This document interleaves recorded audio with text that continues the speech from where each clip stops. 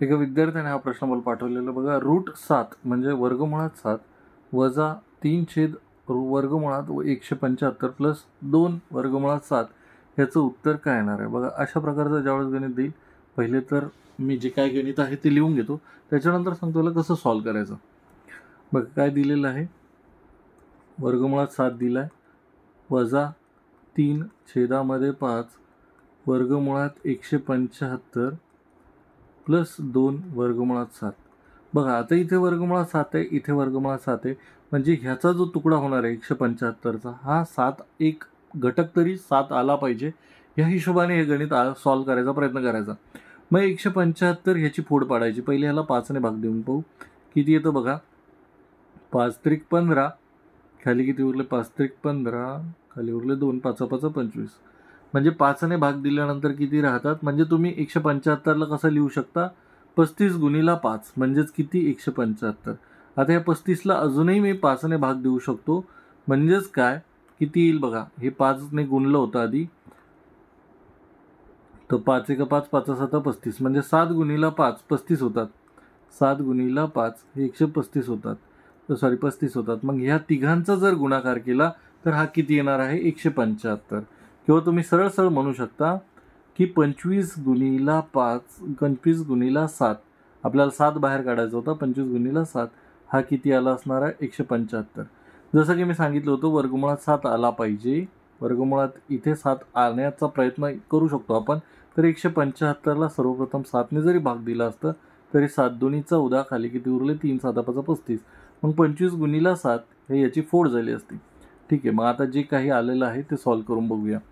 वर्गमुळातला 7 वजा 3/5 याला कसं लिहू शकतो मी वर्गमुळात 25 गुणाकारात 7 प्लस 2 वर्गमुळात 7. आता हे जो वर्गमुळातला 2 वर्गमुळात 7 आहे आणि हा वर्गमुळात 7 आहे. हा आता इथे प्लसचं चिन्ह आहे, इथे कोणतंच चिन्ह नाही म्हणजे याची बेरीज आहे.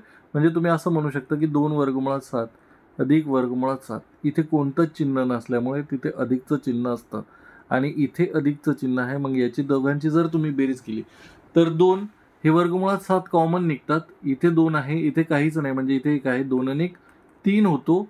3 वर्गमुळात 7. ठीक आहे, हा किती झाला, ह्या दोघांची बेरीज किती झाली 3 वर्गमुळात 7 म्हणजे मी डायरेक्ट लिहितो 3 वर्गमुळात 7 वजा 3/5. आता हे 25×7 आहे बघा. 25×7 आहे. मी ह्याला डायरेक्ट असं वेगळं लिहू शकतो. ज्यावेळेस गुणाकार किंवा भागाकार असेल त्याला डायरेक्ट तुम्ही तुकडा करू शकता म्हणजे वेगवेगळं लिहू शकता. ठीक आहे, मग हा जर 25 वर्गमुळातून बाहेर काढला तर हा कशाचा वर्ग आहे तर 5चा. मी डायरेक्ट लिहू शकतो 5 गुणाकार गुणिला वर्गमुळात 7. ठीक आहे, मग मी ह्याला कसं लिहिलं बघा. ह्याला मी कसं लिहिलं 5 गुणिला वर्गमुळात 7. ठीक आहे, मग मी इथे लिहिलं 5 गुणिला वर्गमुळात 7. मग हा 5 आणि हा 5 कटला. इथे किती आहे 3 वर्गमुळात 7 वजा 3 गुणिला वर्गमुळात 7 म्हणजे 3 वर्गमुळात 7.